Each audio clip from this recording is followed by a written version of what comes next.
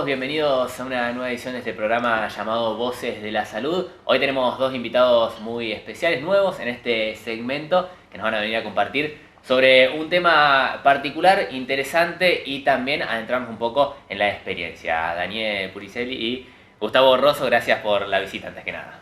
Alejo, gracias a vos por invitarnos y es un honor estar sentado al lado del doctor Puricelli. Bueno, por supuesto que el honor es mío por el personaje que está acá y la gente se preguntará ¿qué hacen estos dos tipos juntos?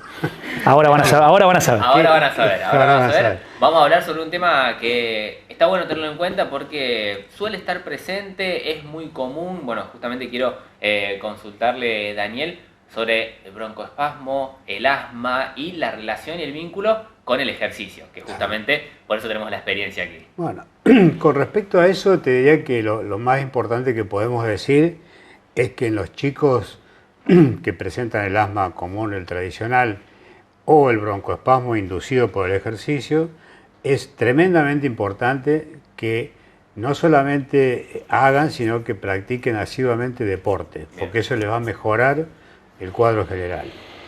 Y que no es ningún motivo para que no hagan deporte, porque muchas veces por una cuestión de sobreprotección o protección de los padres, que piensan, este chico corre y se le cierra el pecho, no puede ir a jugar al babi o a un equipo de básquet o lo que sea, y es exactamente al revés.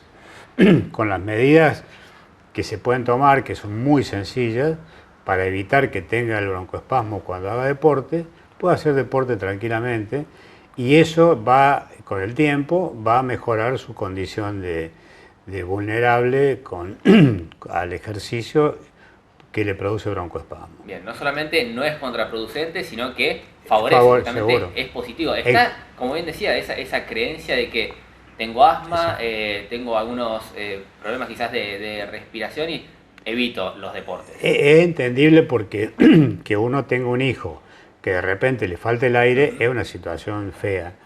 Sí. Y a veces cuesta que se haga el paso siguiente, que es hacer un tratamiento estándar, que son muy sencillos, muy conocidos por todos, no hace falta ser especialista, un pediatra lo puede manejar tranquilamente, y con eso hace una actividad deportiva acorde a su edad, a su sexo, y va a mejorar el cuadro que conlleva, ¿no es cierto? Bien, perfecto. ¿Y por qué tenemos a Gustavo acá como ejemplo? Gustavo, a ver, cuente usted su historia. No, la intervención mía, por qué estoy aquí sentado, comienza que, bueno, yo soy asmático, ¿sí? Yo me acuerdo, y es muy importante, y yo voy a transmitir desde mi experiencia personal y mis vivencias, nada de lo mío es técnico, lógicamente, por eso está el doctor Puricelli aquí, y es lo importante. En lo personal, yo de muy chiquito tengo asma bronquial. Sí, es muy difícil para los papás decir la palabra asma. La palabra asma con el tiempo ha mejorado, pero siempre suena a una mala palabra. Es más, yo tengo amigos que tienen sus hijos que tienen broncoespasmo y empiezan a tener varios y le dan asma y dice, se le cierra el pecho a veces, pero nunca hablamos de asma. Y en realidad no hay que tenerle miedo al asma, no es una enfermedad que si es tratada podés hacer una vida totalmente normal.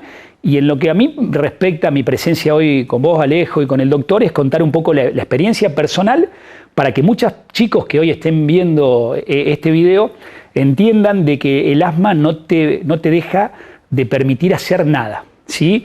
Desde el deporte más simple, de salir a jugar a la calle, y desde hacer el deporte más complicado y más extremo del mundo. Y no lo digo para que suene raro. Hoy en el mundo existe uno de los Ironman más complicados para hacer por sus características físicas.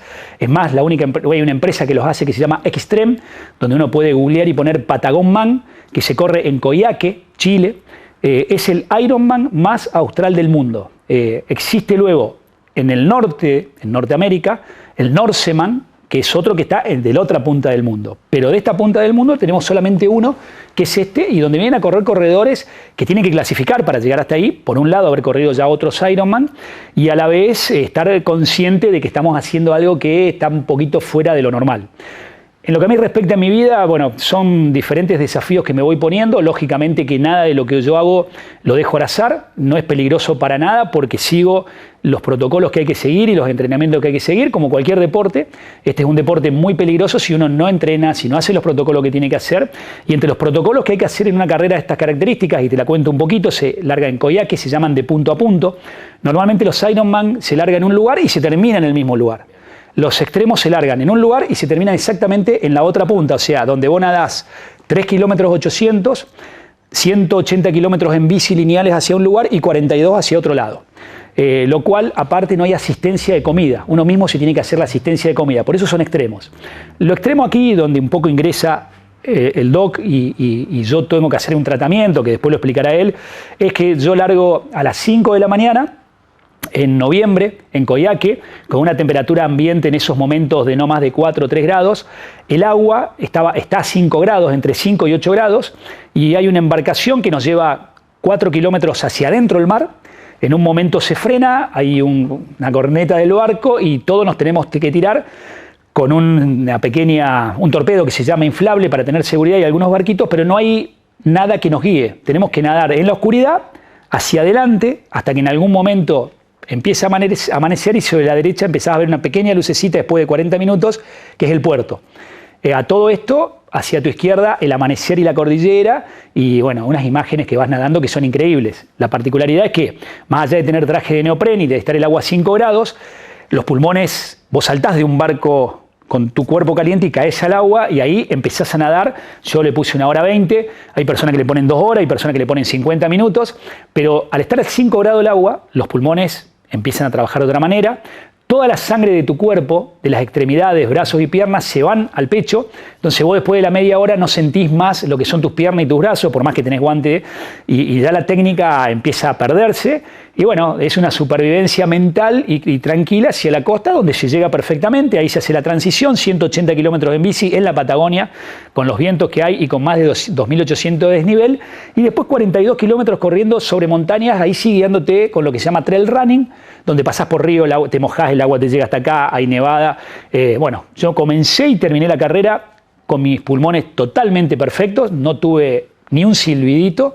Largamos 350 participantes. Es anecdótico que yo quedé en el puesto 40, lo cual para mí fue una cosa increíble, porque la verdad que uno va a terminar ahí los puestos, yo digo que son un poco como mismo, y fue una de las carreras más extremas por el frío que tienen que ver con el asma. En eso yo ya aquí termino mi historia, termino de decir, chicos, si se puede correr el Ironman más extremo del mundo con asma, se puede hacer cualquier otra cosa en el deporte. Mi ejemplo es para saber que si acá lo podés hacer en cualquiera de las demás cosas también. Medicado, si no te sentís bien, yo he tenido carreras que he tenido que abandonar porque no ha funcionado bien los pulmones y si uno sigue, lógicamente podés tener lesiones internas, pero es una en un millón. Medicado, entreno doble turno todos los días, con estos fríos, yo ahora esta noche salgo a correr y no tengo ningún problema y corro bastante, así que esta es un poco mi historia, por ahí el doctor va a contar el tratamiento o qué hicimos. Lógicamente dentro, y esto no hace falta que yo lo aclare, dentro de lo que te permite la legalidad, porque bueno, también ahí tenés todos controles, lógicamente. Claro, el asunto es mantenerse dentro de las normas del Comité Olímpico, los distintos comités que fijan límites. Por ejemplo, con respecto a los broncodilatadores, no hay ningún problema, están aceptados. Aproximadamente el 7 a 8% de los que van a las Olimpiadas tienen problemas de broncoespasmo por ejercicio. Por eso está permitido. Y cuando Gustavo vino ese día y me dijo tengo que tirarme al agua a 5 grados en el Pacífico, en Chile, digo, bueno, no. No te reías, estuviste serio ahí. Me quedé tranquilo yo. No, me quedé pensando y bueno, y tuvimos que armar un esquema, por supuesto, de común acuerdo con él y probándolo, y bueno, y funcionó. Esto, como bien dijo él, si podemos hacer, una persona que tiene asma de niño, puede hacer semejante despliegue físico en condiciones adversas, porque lo que decía es que se va la sangre a los pulmones. El problema es que con 5 grados efectivamente va a la circulación pulmonar, o sea, te produce una hipertensión pulmonar. O sea, como viste la presión, la hipertensión del brazo, yo siempre lo uso a Bariloche. Tenemos un circuito grande de circulación y un circuito chico. El circuito chico es el corazón-pulmón, ahí se produce una hipertensión que puede ocasionar un problema muy grave. Bueno, hubo que superar todos esos obstáculos manteniéndose a la vez dentro del reglamento con las certificaciones y demás para que no haya problemas con los organizadores. Bien, y con respecto a lo que decía Gustavo sobre el hecho de que muchas veces o mucho tiempo el asma se tomaba como algo con miedo, como una mala palabra, ¿qué porcentaje de niños o de personas sufre este tipo el asma o broncoespasmos? Porque es algo bastante común, ¿no? Es perfectamente tratable, esta se trata con simpleza, no tenemos casi mortalidad por asma hoy en día. Cuando yo tengo 40 años de profesión y en un tiempo era enfermedad que producía decesos, era una enfermedad peligrosa. Hoy en día con los tratamientos que tenemos ni te acordás que tenés asma. Es más, hay personas que tienen que hacer tratamiento todos los días y por ahí se olvidan. Bien. Se olvidan justamente porque están bien. Claro, porque están bien. Más allá de que no sea algo contraproducente el hecho de hacer esos controles, por ejemplo, para un caso extremo como el de Gustavo, ¿por qué es positivo hacer ejercicio? Porque sabemos que no es imposible hacer ejercicio teniendo asma, pero ¿por qué es positivo y también suma? Porque para hacer ejercicio tenés que tener algunas técnicas, manejar, por ejemplo, la respiración nasal, que es muy importante que respirar entre y salga por la nariz porque el aire entra húmedo y caliente. Tenés como más, para usar una palabra no tan complicada, tenés más resto físico. O sea, tu físico se acostumbra a tener más desgaste, a tener necesidad de estar, de mover más aire, de mover la sangre más rápido, una serie de cosas que hacen que cuando tenés un broncoespasmo, por ejemplo, no tenés no sufrís tanta falta de aire porque estás entrenado. Si no estás entrenado, lo vas a sufrir un poco más. Se mejoran los hábitos. Te mejora el funcionamiento de respiración. Te mejora la fisiología cardiorrespiratoria con el deporte. Y por lo tanto lo vas a sentir menos. Por supuesto que hoy en día, si vos haces el tratamiento correcto, ni te acordás que tenías asma. Pero tenés que hacer las cosas así como todos los días los abuelos toman la pastilla para la presión. Bueno, vos tenés que hacer una cosa todos los días y no te va a trabar nada de tu vida por el hecho de tener asma. Bien, Gustavo, por tu parte, ¿notaste ese cambio previo a comenzar con toda tu etapa de entrenamiento? ¿Notabas distinto el día a día antes de comenzar con el entrenamiento a los cambios? Sí, yo te doy un ejemplo total y aprovecho las cámaras para el que está escuchando, porque en el caso mío, hasta hace 15 años atrás, el deporte que hacía era un deporte normal, como el que hace cualquiera, que va a jugar un día a la semana al fútbol y el fin de semana. Después, por una cuestión personal, comienzo a entrenar muchísimo. Y a partir de ahí, para que vos tengas una idea, yo ahora tengo 52 años y yo empecé a entrenar cerca de los 39 años.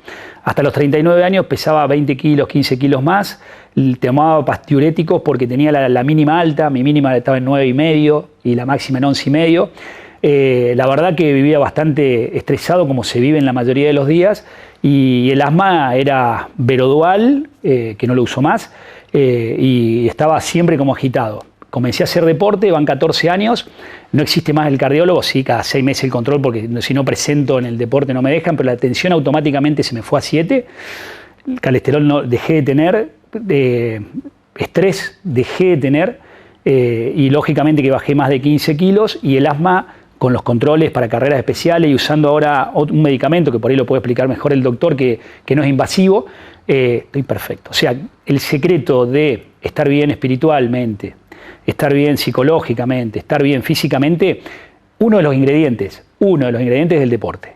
No es todo, pero es uno. Yo creo que si ese ingrediente falta, no vas a lograr nunca hacer lo que tenés que hacer completamente para tener una vida en armonía. No hace falta el nivel de lo que yo lo hago, porque lo mío está un poco más estirado hacia un costado, pero 3 veces por semana hacer deporte como mínimo es fundamental.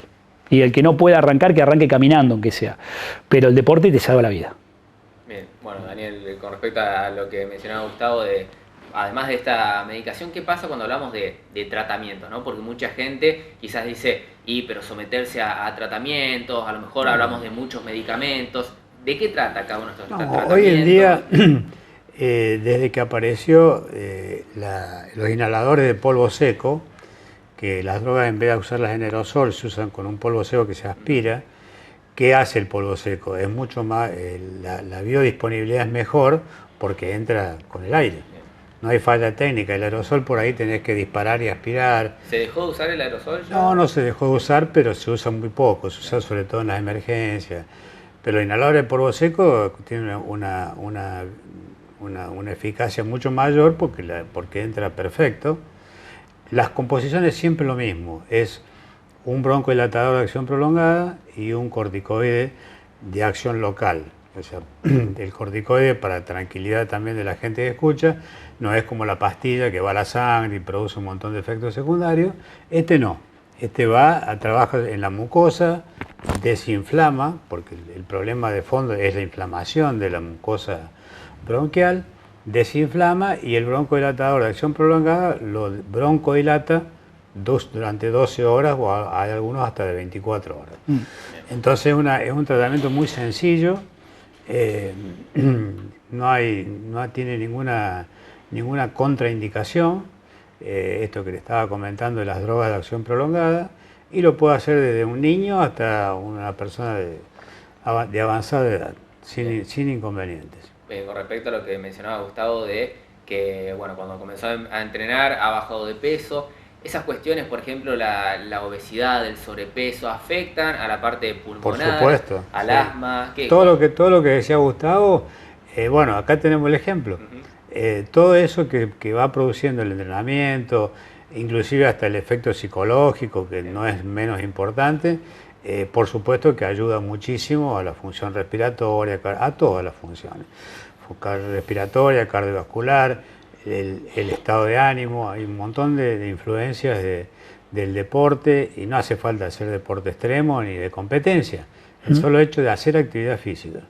Bien. Con respecto a la forma de, por ejemplo, de que una madre o un padre se dé cuenta de que su hijo es asmático, hay que llegar hasta un punto quizás extremo de una situación donde se queda sin aire. ¿Cómo podemos identificar estas hoy en día para acercarse y consultar, sobre todo? Hoy en día que tenemos los controles con los pediatras, generalmente se detecta ahí. No es como antes, que nosotros íbamos al médico una vez cada muerte de obispo cuando éramos chicos. Ahora no hay control, las madres y padres llevan a los chicos asiduamente a controles. Generalmente ahí se empieza a detectar. Es medio raro que se detecte por casualidad, se detecta bastante rápidamente, y a la vez, si la persona es más adulta también, porque cuando haga alguna actividad deportiva casi siempre va a tener alguna dificultad respiratoria y va a consultar. En general, cuando a alguien le falta el aire, consulta. Es una de las cosas que llevan a la consulta. No, uno por ahí le duele algo y ya se va a pasar. Cuando te falta el aire, bueno, generalmente, y ahí se detecta. Pero suele pasar quizás que en los niños está un poco ese miedo, ¿no? De consultar o expresarlo. Sí, a lo mejor los chicos ni se dan cuenta ellos, pero los padres sí, a lo mejor se dan cuenta y ahí consultan. En general es raro que haya algún adolescente que sea asmático y que esté sin diagnóstico. Es medio raro. Bien. Bueno, para cerrar entonces, la principal recomendación es justamente esta. No hay que dejar de hacer deporte frente a esta situación. Todo lo contrario, hay que ejercitarse, hay que tratar de mantenerse lo más saludable posible, incluso con cuestiones que quizás pensamos que no están directamente vinculadas, como la alimentación. Hay que mantener hábitos, ¿no? Pero el entrenamiento, hacer actividad física es fundamental desde los 5 años hasta los 95. Bien. Es más, para aquellos que quieren vivir mucho, fíjense ustedes quiénes son los que llegan a más avanzada edad. Bien. En mejores condiciones. Gustavo, ¿hasta dónde va a llegar?